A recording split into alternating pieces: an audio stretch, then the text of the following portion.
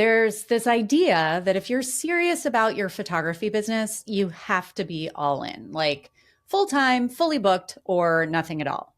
But real life just is not always that neat and tidy, right? Some of us are just getting started, learning the ropes, trying to build something solid on the evenings and on the weekends.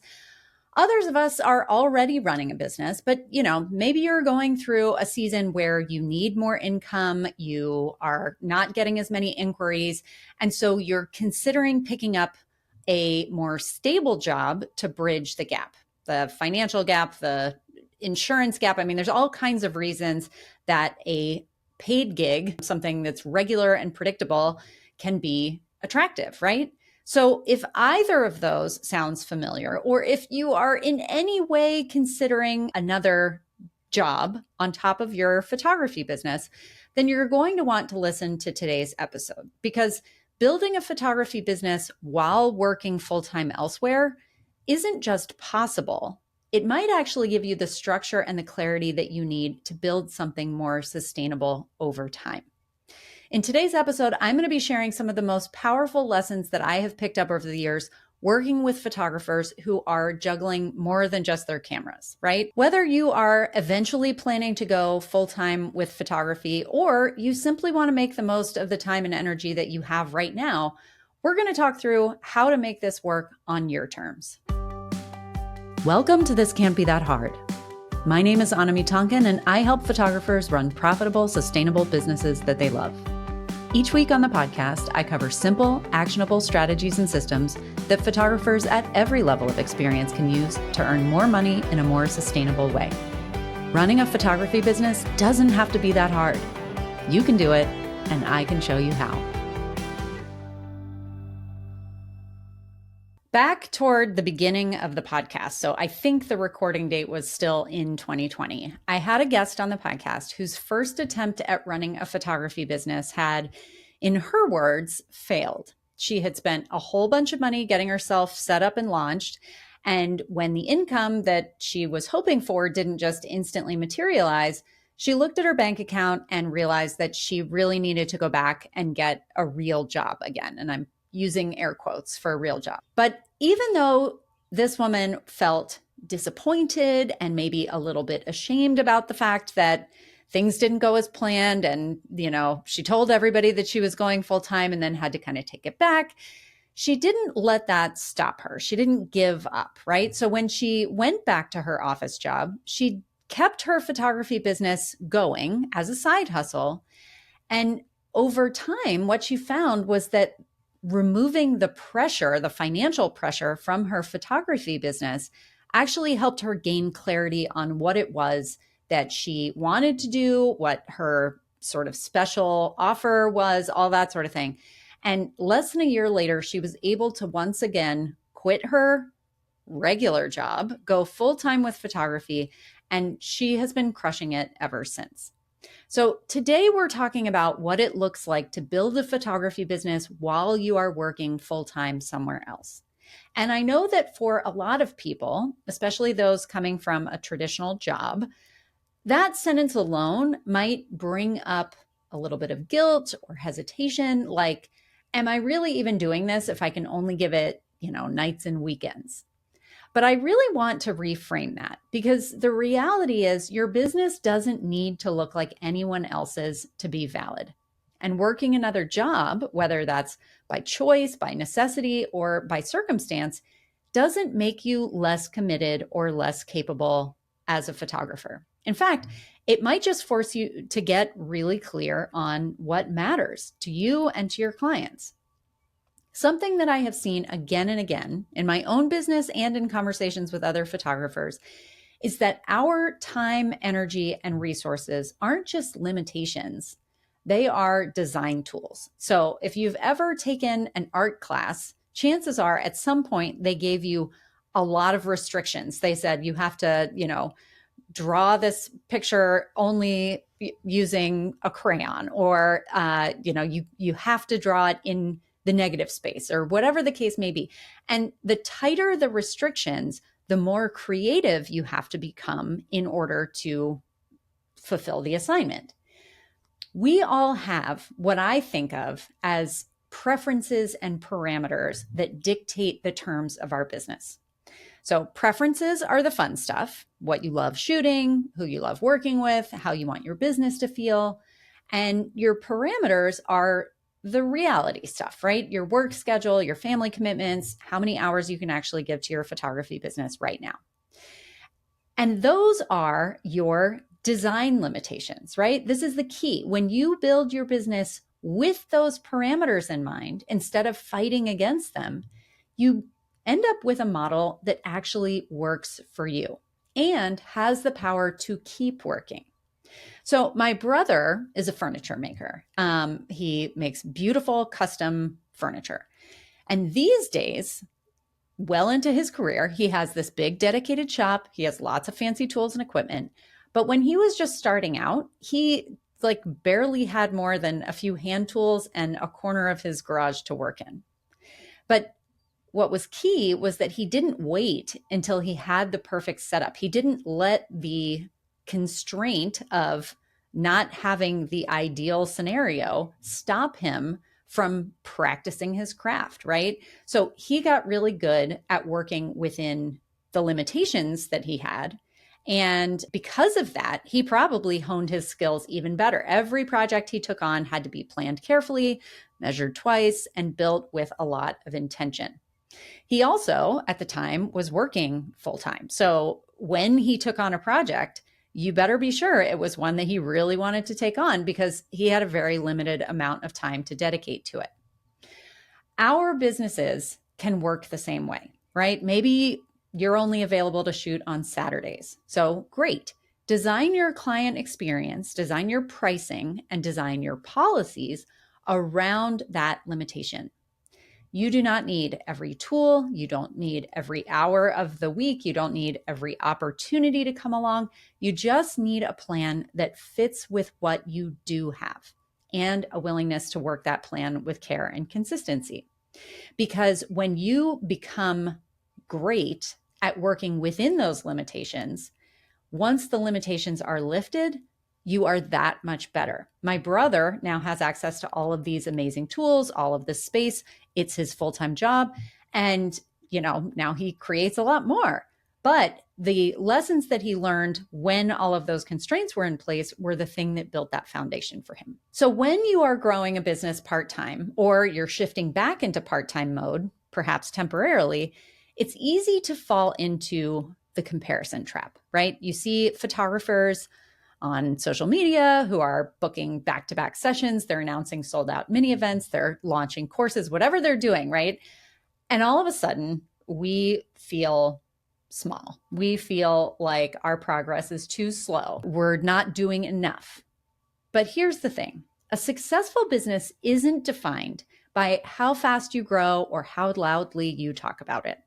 It is defined by how well it supports the life you want.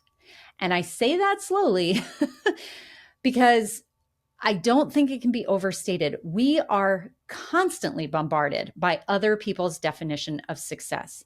And we, as creatives, as entrepreneurs, have to cling tightly to what we are aiming for and continue to use that as our North Star. So maybe that means that your photography income pays for summer camp and groceries, and that's enough. Maybe it means being able to say no to clients who don't align with you because you are not relying on every single booking to survive. Maybe it just means keeping your creative spark alive while your day job covers the bills. All of those are valid reasons to run your business. There is no rule that says success equals quitting your job and going full-time in, 12 months flat. There's no gold star for burning out faster, right? And here's something that we don't talk about enough. Pursuing self-employment, especially as an artist and a creative, really shouldn't just be about making it work financially. It also has to feel good most of the time. You don't have to love every single task you do. I don't. No one I know does. But if the overall experience of running your business is draining your joy, if it is causing you stress, that is not success, right? It's just a different brand of failure. I don't care how much money you're making. So if your business goals are built around freedom, flexibility, or creativity, which is what they should be built around, not just profit, make sure you give yourself credit for every step that moves you toward those goals as well. When you define success on your own terms, your business becomes something that works for you, not something that you have to constantly chase or prove. Now, when time is limited, and for most part-time photographers, it really is, and it's probably true for even those of us who are full-time, your biggest asset is clarity. And that means knowing exactly where you need to be putting your effort and being honest about what's actually helping your business grow versus what's just kind of draining your time. Now, it can be really tempting to do all the things, right? To redesign your website, to fiddle with your logo, to try every marketing trick that you come across. But when you only have, let's say, 5 hours a week or 10 hours a week to work on your business, you really can't afford to waste time on stuff that doesn't matter. And again, I think that this can be viewed through the lens of a benefit, a creative exercise. If you only have 5 hours to work within, then you are going to get so much better at doing what's important, right? So we have to focus on the essentials, delivering an amazing experience to our clients, refining pricing so that it's sustainable, and making it easy for the right people to find and book you. I think that this particular exercise is important for anyone, and that is to ask yourself, if I only had 1 hour this week to work on my business, what would make the biggest difference? That question alone can help you cut through the noise and focus on what really moves the needle. Now, it would not be me if I didn't point out that having systems in place really helps with this piece as well. Automations, templates, workflows, sometimes involving pieces of software, but sometimes not. Those things are not just for people who have been in business for a long time, who have teams working for them, who have tons of clients. If anything, I feel like they're even more important for people who are either brand new or have very limited time. If I were a part-time photographer, the last thing that I would be giving up would be my automations, my CRM, all that sort of stuff. Because when you only have a few hours a week to work on your business, every minute counts, right? You don't have the luxury of following up manually with every client or retyping the same email 10 times. Systems buy you back time. They reduce your mental load and they create this consistent experience for your clients without requiring constant effort on your part, which is so, so important when time is limited. And while we're on the topic of efficiency, I also want to address something that can get weirdly tangled for part-time photographers, and that is pricing. Just because you are working fewer hours per week does not mean that your expenses are any lower. In fact, proportionally, oftentimes your expenses are higher. You're still paying for gear, you're paying for your editing software, your insurance, your website hosting, your subscriptions, education, the list goes on, right? Those prices don't go down based on the number of hours you are or are not working per week. But beyond the practical numbers, there's also a mindset piece here. I have heard from so many photographers who hesitate to raise their rates or charge what they're worth because they feel like they're not real photographers. They say, well, this isn't my full-time job. I'm really a periodontist, as though that somehow means that their photography work is worth less. So let me say this very clearly. The value that you bring to your clients is not tied to the number of hours you work. It is tied to the quality of your work, the experience you provide, and the results that your clients walk away with. And if your time is limited, then in some ways, your pricing should be even higher because that is a limited commodity. So if you find yourself undercharging out of guilt or imposter syndrome, I want you to take a breath, take a step, and remind yourself, part-time doesn't mean amateur. it doesn't mean less skilled. It means your time is especially valuable. So be sure you are pricing accordingly. You don't have to be busy to be effective. You just have to be intentional. One of the most overlooked advantages of running your business part-time is that you do have space to be intentional. When you're not relying on your photography income to pay every single bill, you get to make decisions with a little bit more breathing room. And that means that you have the opportunity to build those systems, fine-tune that client experience, and really think through how you want your business to run. It might feel slower, it might look less impressive from the outside, but this slower pace gives you time to build a business that is designed, not just made by default. So instead of rushing to book as many clients as possible, you get to ask, who do I actually want to work with? What kind of experience do I actually want to deliver?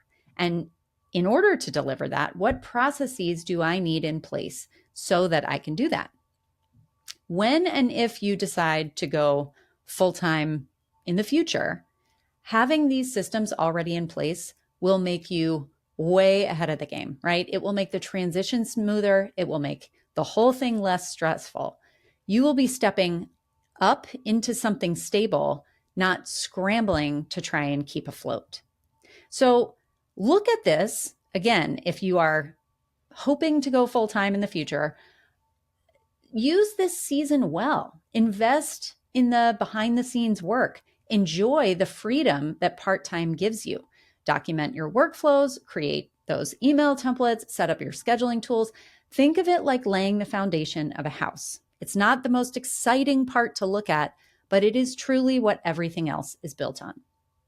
So the big takeaway this week is that your business really doesn't have to be full-time for it to be real or for it to be successful. It just has to work for you. So start where you are, use what you have, build your business intentionally, not reactively. And remember that the slow, steady, thoughtful path isn't just good enough. It is often the most sustainable one there is. So whether you stay part-time forever or grow into something bigger down the road, what matters most is that your business supports your life, not the other way around. You guys have a great week. That's it for this week's episode of This Can't Be That Hard. I'll be back same time, same place next week. If you like the show, be sure to check out thiscan'tbethathard.com to explore all the resources we have for photographers. And of course, it would mean the world to me if you would leave a review of the show on iTunes or Spotify. As always, thanks so much for joining me. I hope you have a fantastic week.